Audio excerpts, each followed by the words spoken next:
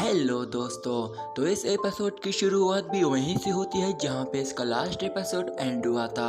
अब हमारा ये वाला एपिसोड स्टार्ट होता है तो हम एक पीक माउंटेन को देखते हैं जहां किन्यू और उसके बाकी सभी दोस्त उस पास वाले जंगल में पहुंच जाते हैं। फेफी बहुत ही दुखी हुआ होता है इसलिए वो वहां उदास होकर बैठ जाता है, जिस पर मिस बाईलोंग उसको शांत होने को कहती है, जिस पर फेफी कहता है मेरे अब्बा और माँ दोनों मर गए हैं, जिस पर हॉफी उसको कहता है फेफी तुम मुझसे ज़्यादा ताकतवर हो, कम से कम तुम्हें अपने पेरेंट्स के बारे में तो पता है, पर मैं तो बस इतना जानता हूँ कि उनके दुश्मन कौन हैं। जिस पर किन्यू उसे कहता है कि फेफी तुम इतना उदास ना हो, अगर तुम्हारे पेरेंट्स यहाँ होते तो मुझे पूरा यकीन है वो तुम्हें इस हालत में कभी ना देखना चाहेंगे और तुम्हें भी अपने फैमिली के ना होने पर इतना उदास नहीं होना चाहिए। जिस पर वो दोनों ही उसको कड़ा करने के लिए अपना हाथ दे देते हैं, जिस पर फेफी मना नहीं कर सकता था और उन दोनों का ही हाथ पकड़कर उठ जाता है, जिस पर वो कहता है यहाँ बैठकर खुद उदास होकर इनका गम नहीं मना सकता हूँ, मैं अपनी कल्टीवेशन को और बढ़ाकर खुद को बहुत ही ताकतवर बनाकर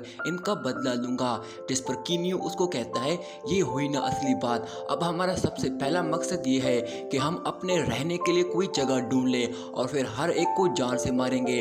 जिस पर फेफी उसे कहता है कि क्यों ना हम ऐसी जगह चले जाएं जहां कोई भी हमें ढूंढ ना सके। जिस पर किन्यू जवाब देता है कि सही कहा, हम तीनों तो कहीं भी जा सकते हैं पर फेफी का लिटिल बॉय हमारे साथ हर जगह नहीं जा सकता, इससे उस छोटे बच्चे पर बुरा असर पड़ेगा।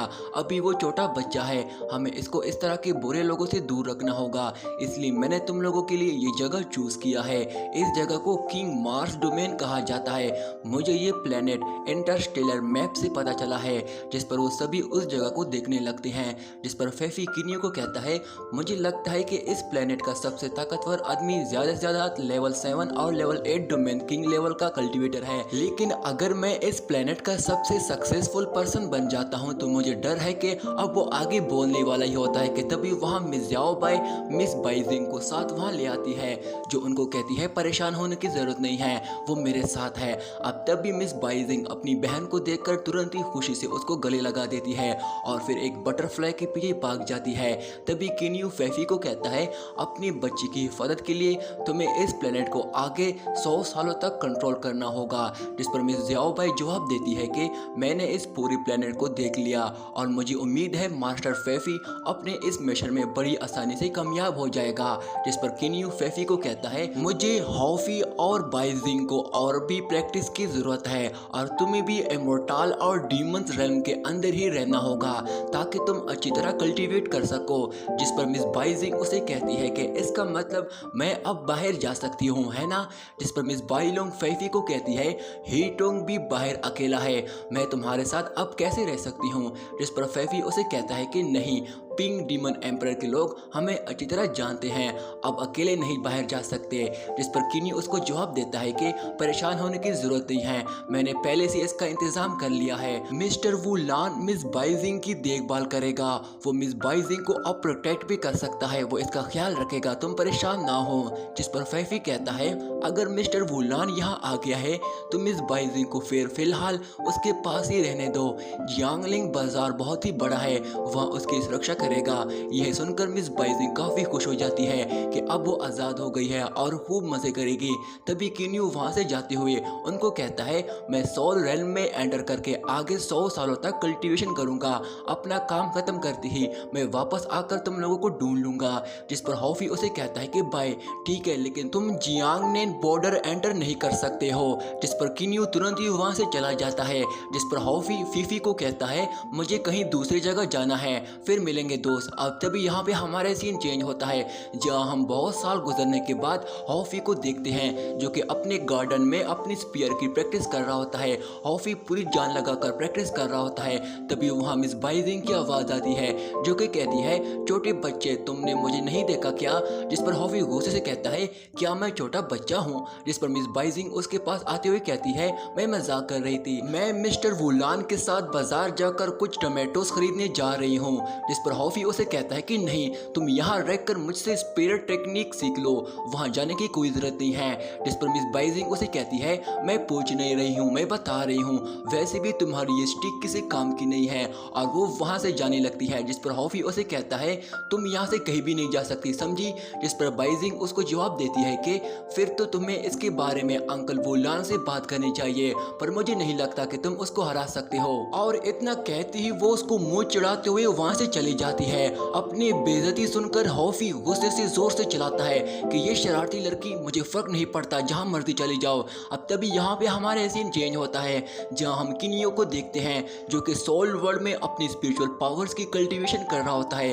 किनियो मन लगाकर अपनी प्रैक्टिस कर रहा होता है।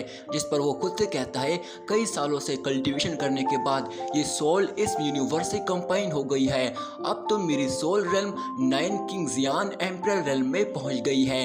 हेवनली सोल का थर्ड लेयर भी अब दुचैन रेल्म से एक स्टेप आगे है, मगर स्टार ट्रांसफॉर्मेशन टेक्निक अभी भी कोई प्रोग्रेस नहीं कर रही है। अब तभी किनियो अपनी थ्रू फायर पावर्स की कल्टीवेशन स्टार्ट कर देता है, जिसकी वजह से वो सारे रॉक्स उसके चारों तरफ फ्लोट करने लगते हैं। अब तभी कुछ थ्रू एनर्जी निकलकर उस स्टार में मर्ज हो जाती है, जिसकी वजह से वो स्टार एक्टिवेट हो जाता है और उसकी थ्रू फायर एनर्जी की ऑरा किनियो की बॉडी में ऑब्जर्व होने लगती है। असल में ये स्टार 9 रेल्म का स्टार होता है। अब तभी यहाँ पे हमारे सीन चेंज होता है, जहाँ हम एम्पर यू को देखते हैं जो कि अपनी मेंशन में अपनी स्पिरिचुअल पावर्स की कल्टीवेशन कर रहा होता है कि तभी उसकी इंस्टेंट आइज एक्टिवेट हो जाती है, जिसकी वजह से उसकी बॉडी काफी खतरनाक किस्म की एनर्जी रिलीज करती है और वो बहुत ही इंजर्ड हो जाता है, जिसकी वजह से उसकी मुंह से खून निकल जाता है। पर तभी वहां मिस ज़ैनीर आ जाती है जो कि उसको कहती है क्या अभी भी तुम बीमार हो।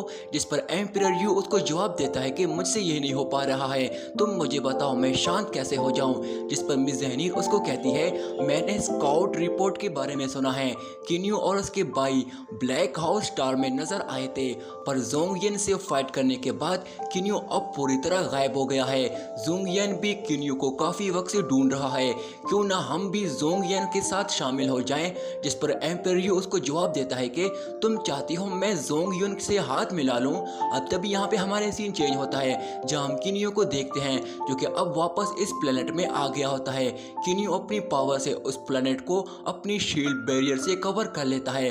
तभी उसकी मैनेजर मिस जाओ भाई वहां आ जाती है और उसको ग्रीट करते हुए कहती है मास्टर आप 100 सालों बाद आखिरकार वापस आ गए हो। जिस पर किनियो कहता है मैंने इस बार अपनी फेरी स्टून पावर से इस ब्राउजिंग स्टार से पूरी तरह कवर कर लिया है। मुझे पता है इस प्लेनेट में पिंक डीमन एम्परर का कोई भी आदमी अब यहाँ पे नहीं है, जो कि ये सब तुमने अकेले ही किया है, तुमने वाकई में ये अच्छा काम किया है। तभी फैफी, हॉफी और मिस बाइलोंग वहां पहुंच जाते हैं। जिस पर हॉफी किनियो को देखकर कहता है भाई मुझे यकीन नहीं होता तुम वापस आ गए हो, तुम्हें काफी सालों बाद देख रहा हूँ। मैंने भी तुम्हारे जाने के बाद अपनी मसल्स और हड्डियां ताकतवर बनाई हैं, मैंने काफी प्रोग्रेस की है जैसे कि आप तुम मुझे देख सकते हो। अब तभी मिस बाइजुंग भी वहां पहुंच जाती है और किनियो को देखकर काफी खुश दिखाई दे रही होती है। जिस पर किनियो कहता है ये देखो ये बच्ची भी आ गई है, चलो मेरे अपार्टमेंट में बात करते हैं। जिस पर मिस बाइजुंग उसको कहती है मास्टर किनियो आप मेरे साथ चलो, ये पूरा टेरिटरी अब मेरा है। और यहीं पे दोस्तों हमारा ये वाला पार्ट भी एंड हो जाता है। दोस्तों इसका अगला पार्ट भी मैं जल्दी अपलोड करने की कोशिश करूंगा, तब तक के लिए मेरे चैनल को सब्सक्राइब करके इस वीडियो को लाइक कर देना। शुक्रिया।